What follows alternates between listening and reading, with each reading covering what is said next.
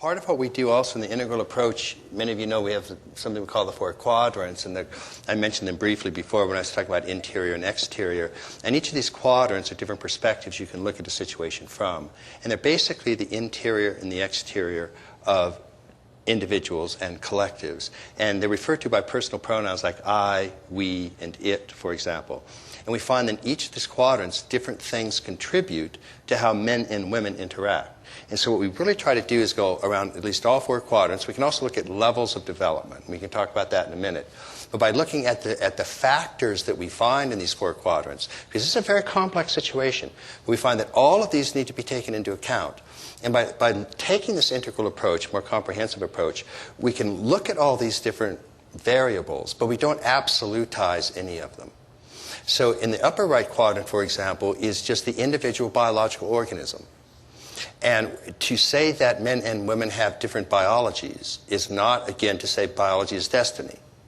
And nor is it to say because a woman is this or a man is this, that therefore he or she is stuck within a rigid role. Now, 10,000 years ago, that was often true, because biology was destiny at a time when survival was paramount.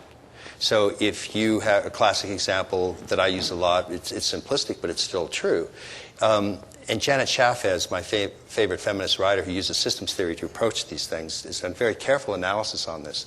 But simple biological differences in the upper right quadrant between a male and a female body can make a huge, huge difference in the type of roles that men and women will have in society. So if you're in a foraging tribe, for 9 months out of the year, often a woman can be pregnant. Now, a pregnant woman, 8 months pregnant, is not very good on the hunt. So if you're out trying to hunt the bear, that's not what a woman's going to do a very good job. As I say, a woman's relation to a bear mostly is dinner.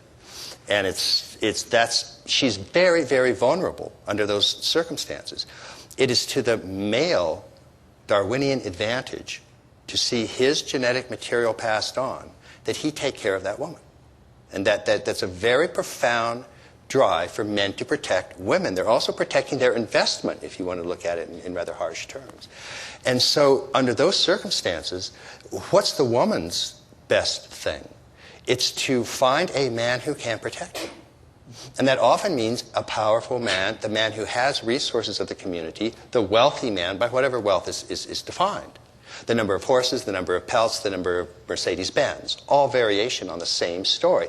This is somebody who can protect me when I might not be able to protect myself. And it's to my Darwinian advantage to, with stupid, get him to kind of come over here and do this. It leads to a couple of different sexual patterns as well. When a woman is pregnant, there's no reason for her to continue to engage in sex. It's not going to pass on any more genetic material. So for 9 months, she's got what she's passing on. And she's got an egg in the basket, and she's watching that basket carefully. And for a man, on the other hand, there's every reason to continue having sex, because he can still pass on his genetic material. A woman wants to, under those, we're just talking about the upper right quadrant now. We're not talking about all of the other factors that go into this. But a woman knows one other thing. If she's pregnant, by and large, she knows who the father is. The father has no such assurance. This leads to interesting little games that men and women play. A man in particular, if he even suspects that the woman he's with has been with another man, then there's a biological rage that gets brought to the foreground about that. Because he, in fact, could spend all of his resources protecting the genetic material of another man. And so men have very brutal ways of handling this with each other. It's like, did you touch her? Did you? I don't even know. And men will actually kill each other over trying to take that out. The woman's job is to convince the man, rightly or wrongly, that he's the father.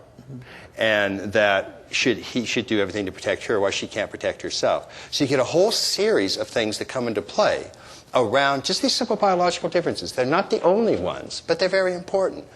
So a man will tend to look for a woman who happens to be young and beautiful, because that's the highest chance to reproduce children. A woman will look for a man of whatever age who has power and wealth and can protect her. So that, again, that's not the only thing, but it's one of the things that comes into play.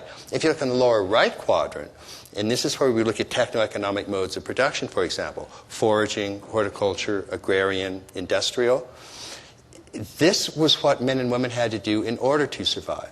And there were different things that men and women had to do, and these different techno-economic modes would actually select for male or female capacities. If you're doing extremely intense physical heavy work, like herding societies do, or agrarian, a heavy animal-drawn plow, women suffer rates of high miscarriage if they engage in these activities. It's not to their Darwinian advantage to get up when they're pregnant and go, I guess I'll go out and start plowing the fields today. Nobody had to force them to do that. They were not oppressed. They were not discriminated against. They chose not to do that. Men, of course, would tend to do that. So you can start to get polarizations, again, based on simple biological differences. We can also get into, and incidentally, one of the things that changed with the Industrial Revolution is that for the first time in history, machines started doing work that men used to have to do. And that freed up a selection for male muscle in the productive sphere. And it's no accident that feminist movements, the liberation movements, and the end of slavery all occurred in about a 100-year period in the wake of the Industrial Revolution. It could not have occurred prior to that time, and didn't anywhere around the world. 15% of foraging cultures had slavery. So again, we're just looking at all these different factors. We don't mean to pick out one and pigeonhole one. But as you start to look at all these different factors, you start to get a very rich, complex view of why men and women's roles are what they are. And then once you see the things that are sort of handed to us, if you're in a foraging culture, you're going to start behaving differently if you're a man or a woman.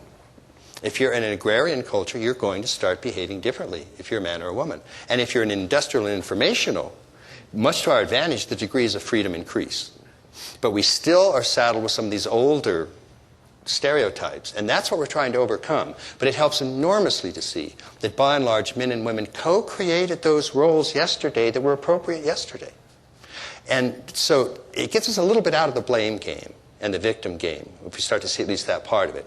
Now, there are types of oppression and discrimination, and it goes across the board. Different types of men are discriminated. There's a study out of Harvard showing, for example, that if you get an MBA from Harvard, the second indicator of how successful you will be, how much money you will make, is your grade average. The first, strongest indicator of how much money you will make, if you're a man, is your height.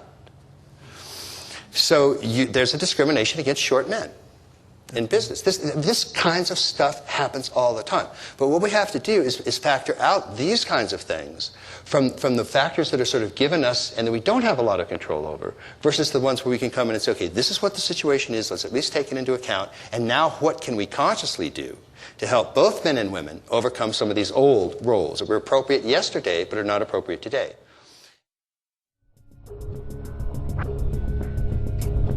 You are listening to www.integralnaked.org.